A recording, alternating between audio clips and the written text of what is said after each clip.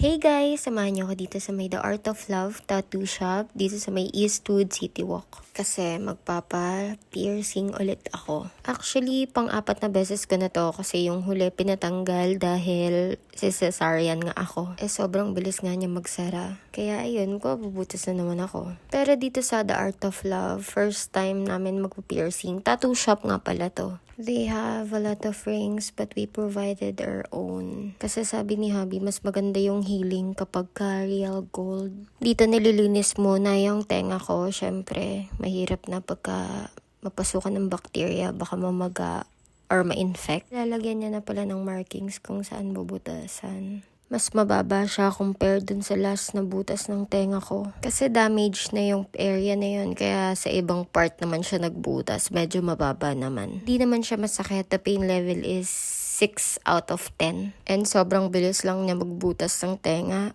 Kaso, ang problema, medyo parang nag-struggle siya magsuot ng pakaw. Hindi ko alam kung pasmado siya or malit lang talaga yung pakaw na inilalagay niya. Kaya nahihirapan siya. Tapos medyo bumibitaw pa yung pakaw. Nalaglag pa dun sa may upuan. Kaya yun, struggle talaga. Medyo pinaangat pa niya akong konti kasi umipit dun sa thigh ko. Parang gusto ko nga ako na magkabit Parang feeling ko mas may lalagay ko kapag ako yung nagkabit. Kasi medyo nahihirapan na talaga siya magkabit. Pero syempre, trabaho niya yun. Kaya hinayaan ko siyang gawin yung trabaho niya.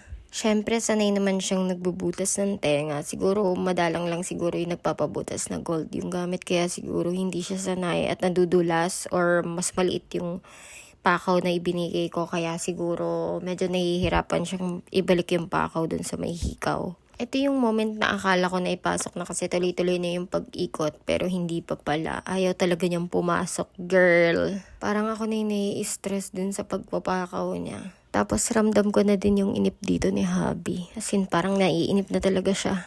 We have a client and she got her helix piercing.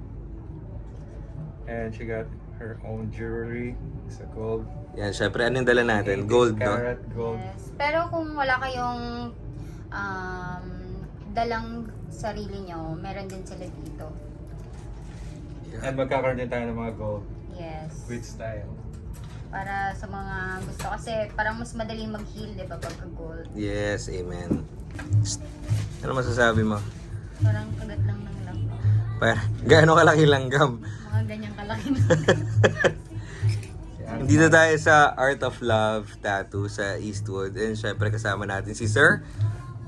Ram. My name is Yan. Ram. Welcome to Art of Love. And finally, we're done. Kung gusto niyo magpa-piercing or magpa-tattoo, punta lang kayo dito sa The Art of Love. Thank you, bye!